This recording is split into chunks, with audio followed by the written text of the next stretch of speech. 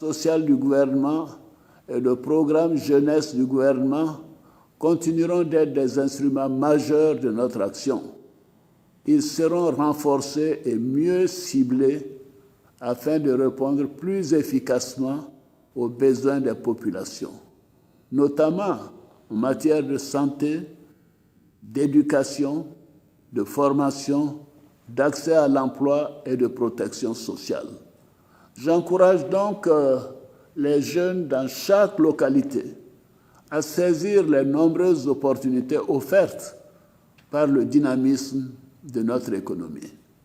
S'agissant des fonctionnaires et agents de l'État, je voudrais indiquer que conformément aux engagements pris, la prime spéciale de fin d'année sera versée en janvier 2026 à hauteur de 2/3 du salaire indiciaire.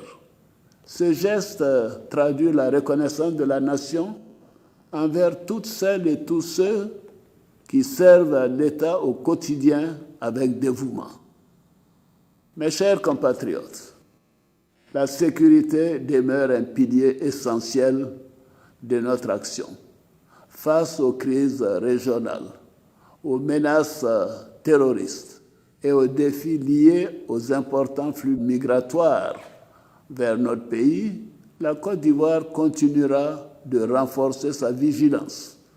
Notre pays continuera de respecter ses engagements internationaux en matière d'accueil, de gestion et de protection des réfugiés, tout en garantissant la sécurité de la nation et de tous nos concitoyens.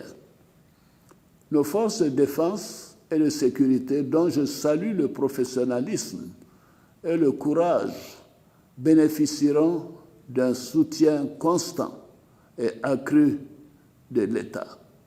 Elles continueront de disposer des moyens nécessaires pour veiller à l'intégrité du territoire et assurer la quiétude des populations.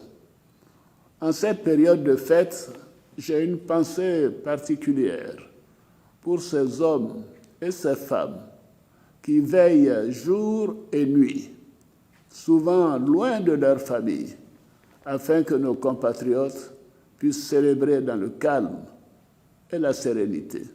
Je leur exprime la reconnaissance de la nation.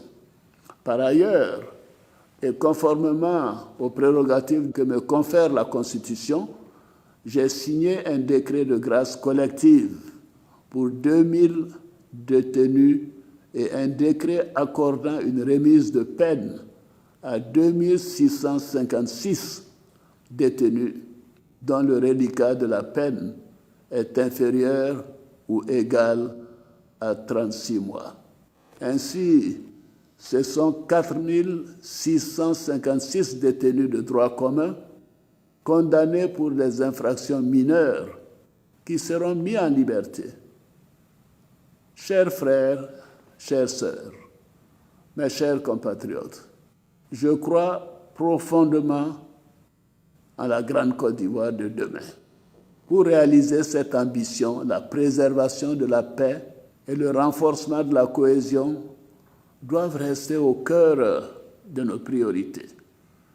De même, la transmission générationnelle engagée est un devoir historique. Elle reposera sur un héritage fondé sur l'éducation aux valeurs citoyennes, l'unité, le travail, la solidarité, le mérite et l'excellence dans le respect de la diversité, dans la tolérance et la justice sociale. Notre nation doit se doter d'une élite compétente et profondément attachée à l'intérêt général, afin d'assurer la continuité et la solidité de notre modèle de développement.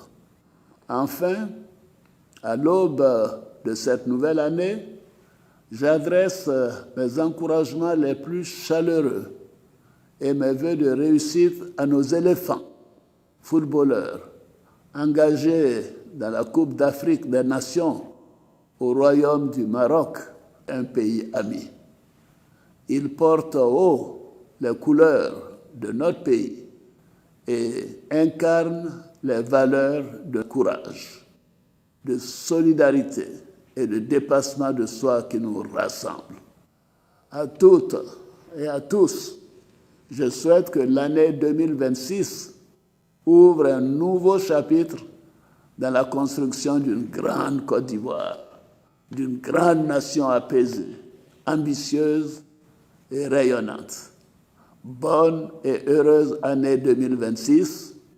Vive la République, vive la Côte d'Ivoire, que Dieu bénisse notre beau pays.